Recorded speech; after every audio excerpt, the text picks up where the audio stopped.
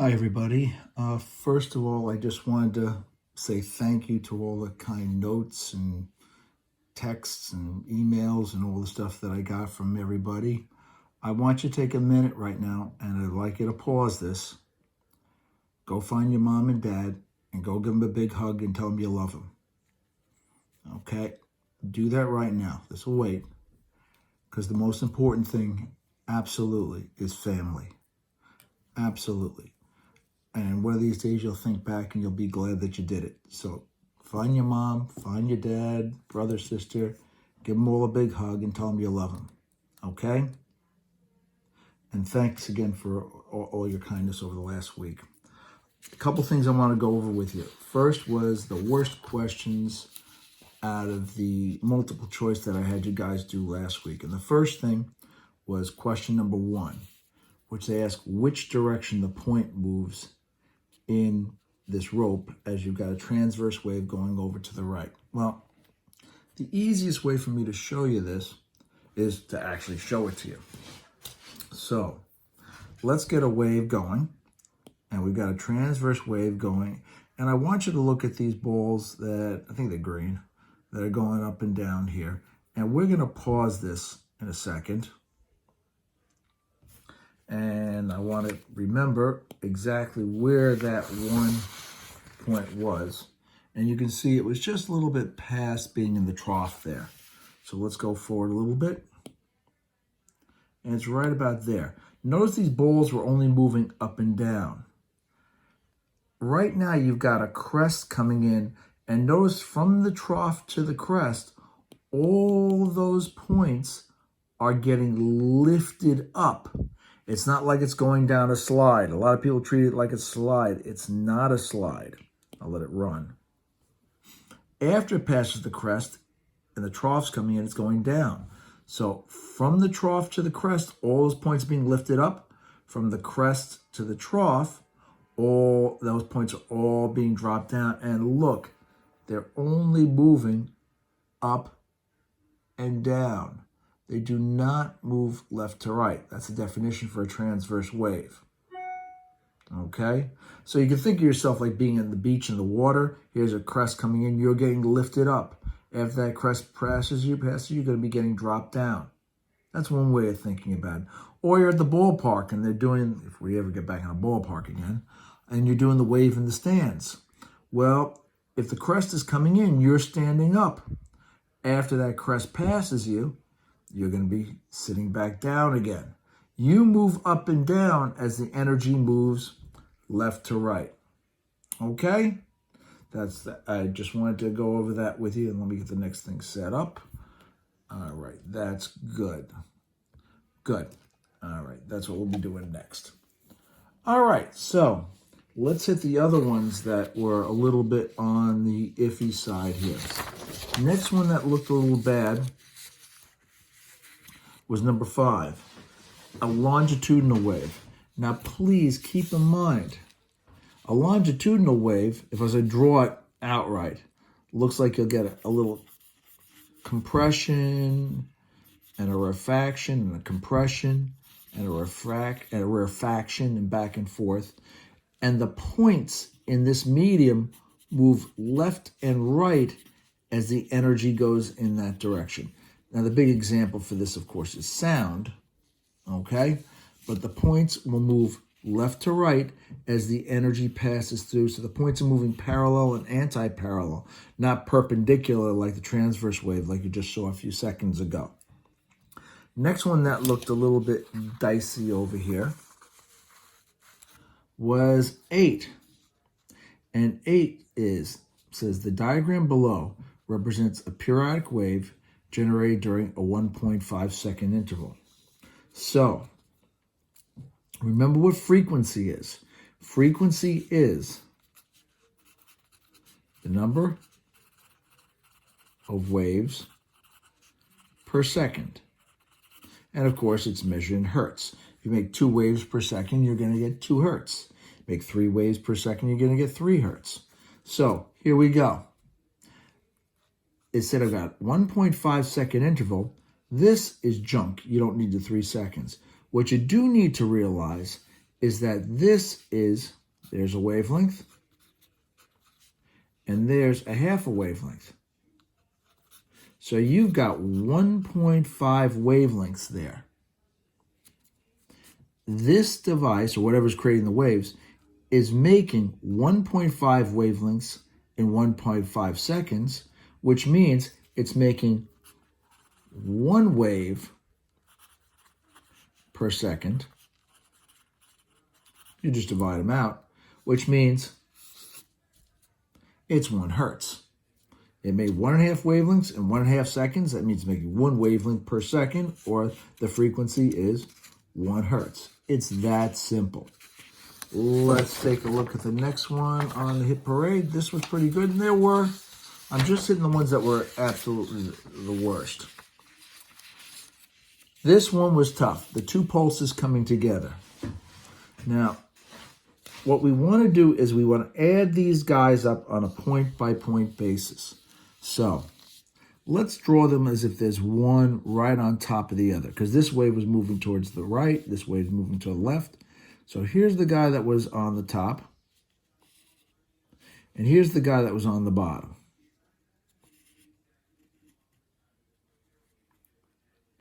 Now let's consider right down here to be 0.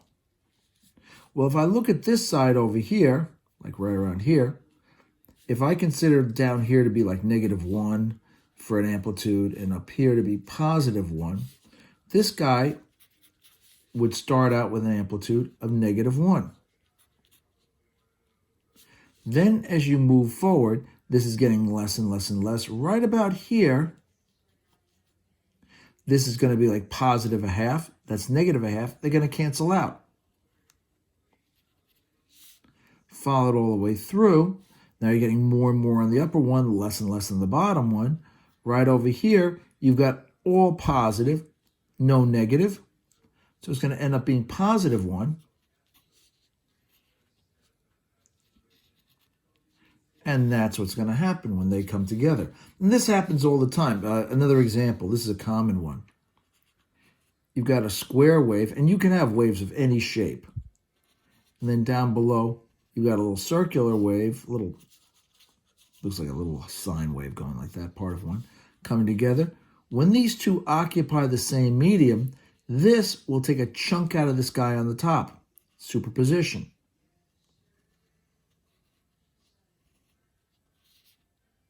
Then afterwards, well, they pass right through each other. I'm in a room here. There's that one. Here's this one. This is A, this is B. This is A plus B, or A minus B if you want to look at it that way.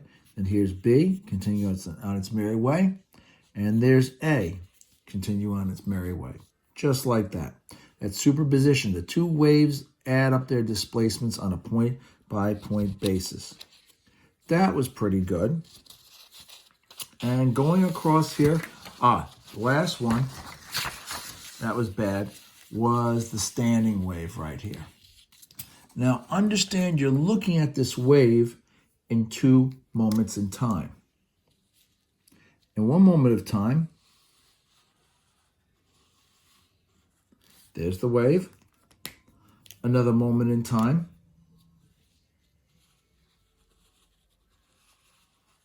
there's the wave. And this thing is going to just oscillate back and forth, back and forth, back and forth. And it was done on the video. So at one moment it looks like the orange wave, another moment it's going to look like the blue wave, and at some point in time it's actually going to make a straight line going across just like that and cancel out. It's a standing wave. Now the question is, how many nodes and how many antinodes are there? Well, the nodes are where you're going to get destructive interference.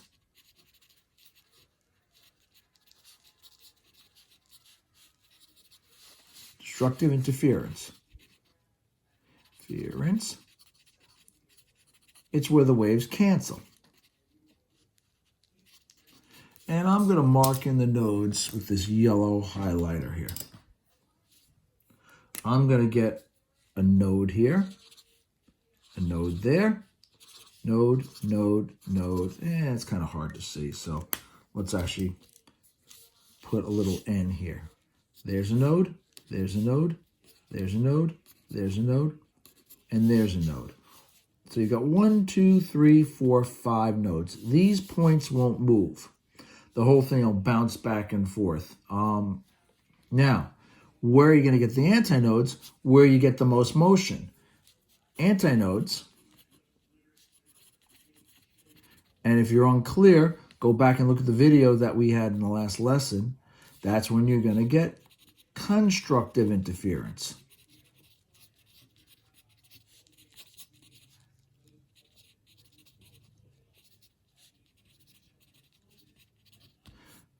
Nodes, I should mention. The two waves are heading towards each other, and they cancel out, and then they're going to pass right through each other.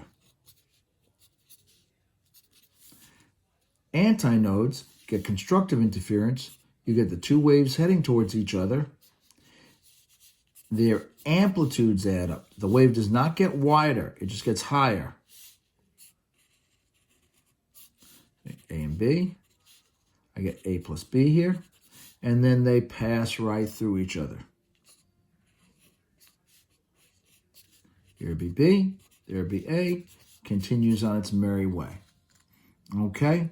So you're going to get the antinodes, one there, one here, one here, one here. Because remember, this wave looks like it's standing still. It kind of bounces back and forth like that, okay, as the two waves pass through each other. And as I said, you can look back on the last video. He had a very nice animation that really showed it very, very, very well in that last video.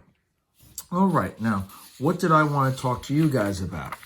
Well, first of all, I'm going to ask you to go to the packet that was posted, the Waves packet, the big packet, and I'm going to ask you to print out at least one copy of this page. It's actually the 9th page. It says 17 on the bottom.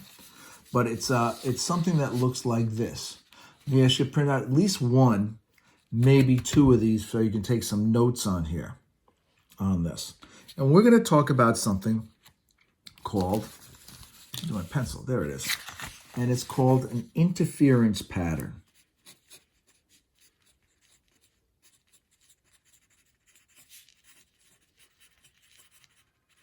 Okay, so let's take a look at where we get an interference pattern from. Get my iPad over, get that signed in.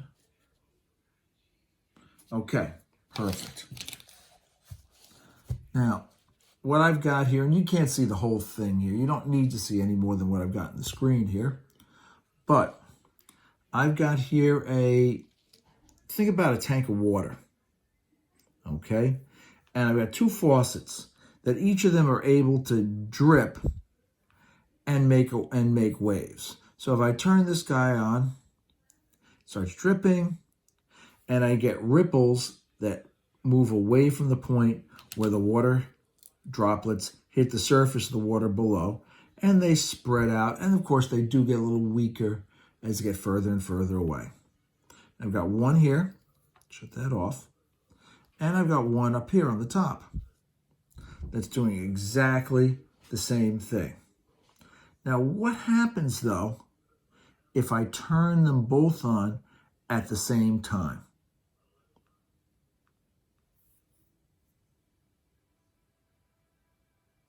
Oops, my bad.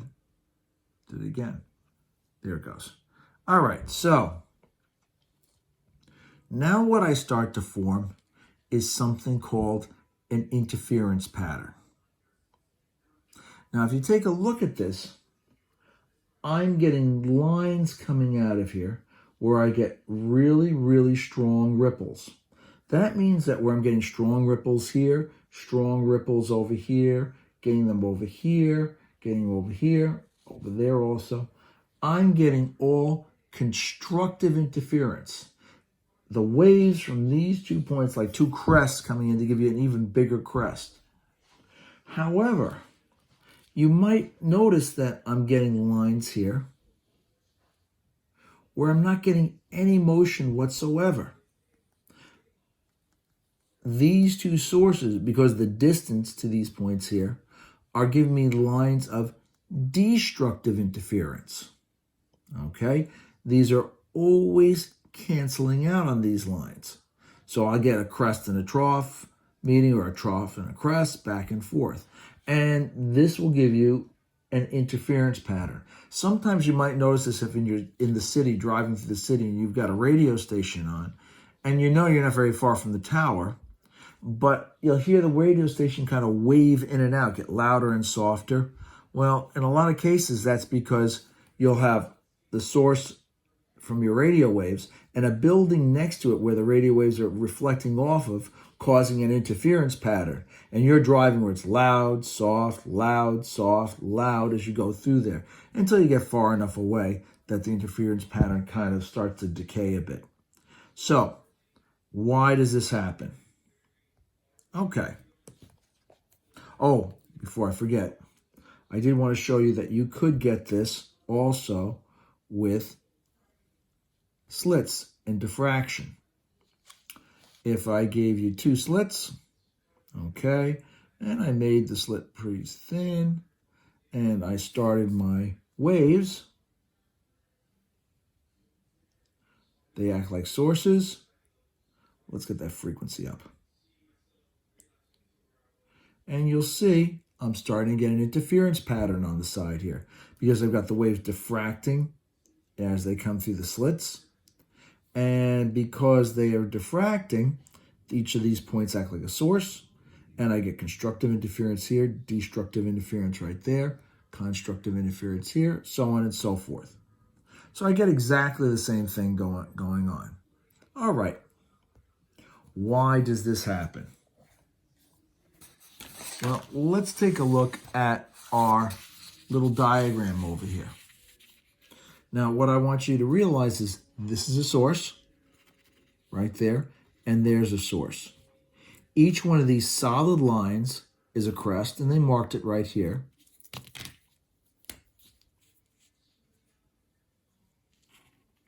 And each one of these dotted lines is a trough, just to give you an idea. Well, if I take a look at this, let's take a look down the middle here. Let's pick this point right here. I've got a crest from here, from source 2, and a crest from source 1 meeting at that point, which means at this point I've got going on this. Those two crests came together and gave you a larger crest. Let me get it up in here. So I'm getting constructive interference across here. That entire line is called an antinodal line. And I'm getting all constructive interference.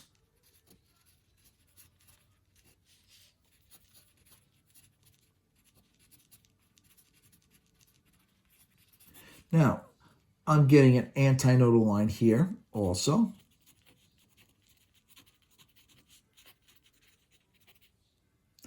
And I've got another antinodal line. They call it line of reinforcement, but they're antinodal lines. I'm getting all constructive interference on those. Now let's take a look, and I am going to highlight those lines. That's all constructive interference there. That's all constructive interference right there. That's all constructive interference. They're always building up to giving you a bigger wave. Now, if I look in between, if I take a look at this line right here, well, let's, from source 1, if I look at this point, I've got a crest. From source 2, I've got a trough. So the two of these are canceling out right there. Across this line, and I'm going to put it up here, I'm going to get all destructive interference. That means you've got one wave like this, one wave like that, heading towards each other. And of course, they cancel out. And that constantly happens. I've got a crest and a trough here, a trough and a crest and a trough and a crest and a trough and a trough and a crest. So this entire line here is all destructive interference, and that's called a nodal line across that entire line. Destructive interference. And I get the same thing over here. Notice it's always a crest and a trough meeting together right here. And over here, I'm always getting a crest and a trough. And right there, I'm always getting a crest and a trough. So I get these lines with a lot of ripples coming out here, a lot of ripples here, a lot of ripples here, and a dead line there, dead, dead, dead, because they're always canceling out. Now, one thing you might be asked to find, and this is why I think you'd be better off having 2 of these pages. You could be asked to find out what is referred to as the wavelength path difference between the sources.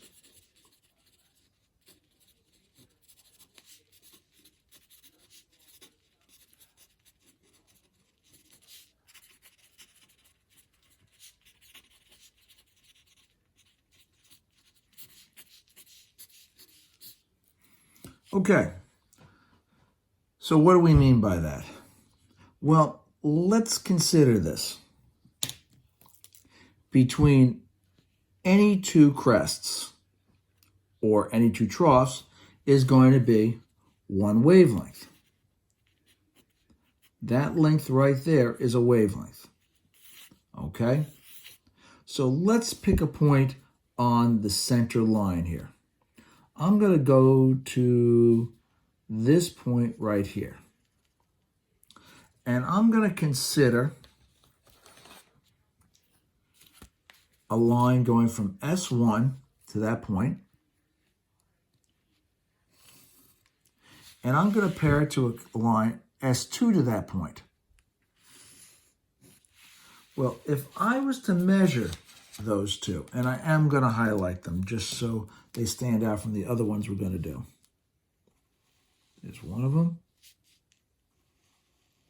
There's the other one. Okay, so if I counted the wavelengths here, that's going to be 1 wavelength, 2 wavelengths, 3 wavelengths. That line is 3 wavelengths long. If I look at this one, it's 1 wavelength, 2 wavelengths, 3 wavelengths, also 3 wavelengths long. So let's call this guy A.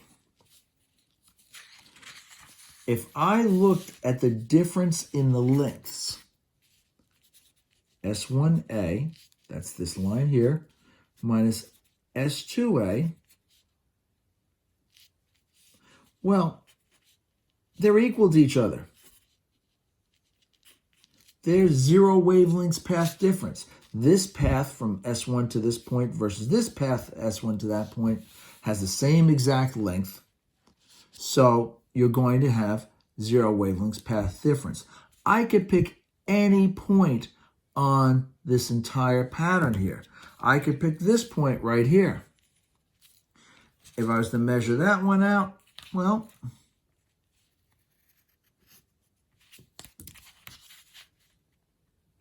there we go. This is going to be 1, this is 1.5. And from here to here, 1.5 wavelengths. The difference, no matter where I go on this line, is always going to be 0 wavelengths path difference. Always on that center line. Now let's pick a different point. Let's come over here and let's go to this guy right over here. And I'm going to go over like right about there. So let's just count the wavelengths. It's that simple. But you'll see there's a real pattern to this thing. There's one, my line, I'll be measuring that one. And I'm going to go from here, from S2, directly to that point. Give it a little highlight. We can see that that's a little different than the other one. There we go. So let's do a little counting. I've got 1, 2, 3 wavelengths path difference, path length here. Because remember, each one of these is a wavelength. From S2, excuse me, I've got 1, 2, 3, 4 wavelengths path difference. So if I was going to go, and if I call this B, and I was to look at S1B minus S2B, the difference is 1 wavelength path difference. I could pick any point on this line. Just quickly, if I pick this point, it's 1 wavelength. From S2, it's going to be 1. Let me make sure you got that. Let me make sure you got that correctly. This path right here, it's going to be from, oh no, I got to pick a point where, I got to pick a point on that one line. Sorry, got to go right about there. My bad. 1 and 1, 2. It's 1 wavelength path difference. Pick this one, it's going to be 1.5, and this would be 1, 2.5. So no matter what, this line here will have 1 wavelength path difference. And it's a mirror image on the other side. It's still going to be 1 wavelength path difference. All right, now let's come over here and let's take a look at this guy right over here. The nodal line. And we'll just pick some point on that nodal line. Let's go with this one right about here. So at least it's far enough away it doesn't get, we'll call that point C. Let's draw my line, and I know it starts to look a little cluttered here. Let's draw lines. Okay. And we'll highlight that in, I got it available here. I guess we'll use yellow.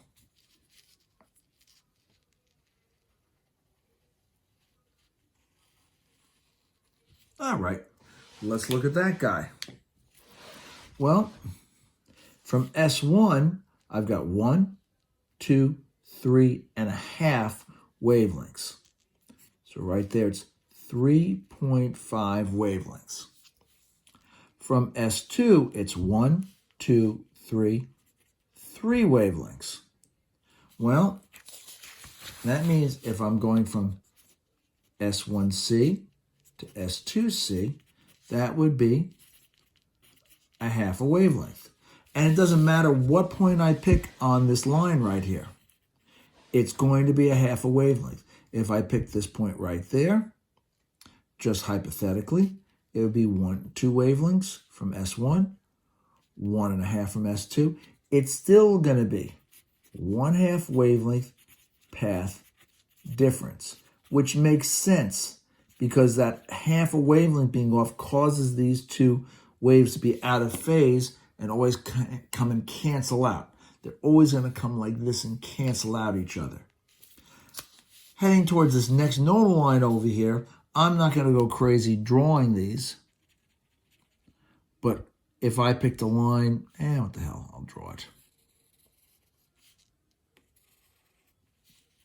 From here, it's 1, 2, 3 wavelengths, 1.5. The difference, of course, being 1.5 wavelengths, 1.5 wavelengths. And you can see there's a pattern to this. This guy here would be 1/2 wavelength, path difference. This guy over here, it's a mirror image, 1 1/2 wavelengths, path difference. If it's off by a half a wavelength, it causes the waves to meet what they call out of phase, where one wave is up, the wave is down always, and they're always canceling out on this line, the nodal line, this line, this line, and this line. All the nodal lines will be off by a half wavelength, so they cancel out. All of the lines of reinforcement or the antinodal lines will be either 0, 1, 2, 3 path wavelengths difference, so they always meet in phase. They're always coming together like this and giving you that larger wave. All right, that's pretty much it for what I wanted to go over with you guys for today. There'll be a few questions for you guys to take a look at, answering on not only on this, but also on also on some of the other stuff that we've been doing. All right, thank you so much, and again, thank you for all your kindness and the wonderful things that both students and families have been sending me over last week. That really helped a lot, especially with not really being able to do what people usually do when somebody passes away, and have a funeral and mourn Dad's passing, as well as celebrate his life. So thank you. I really appreciated that. All right, you guys take care. All right. That's pretty much it. Have a good one. Thank you. Bye-bye.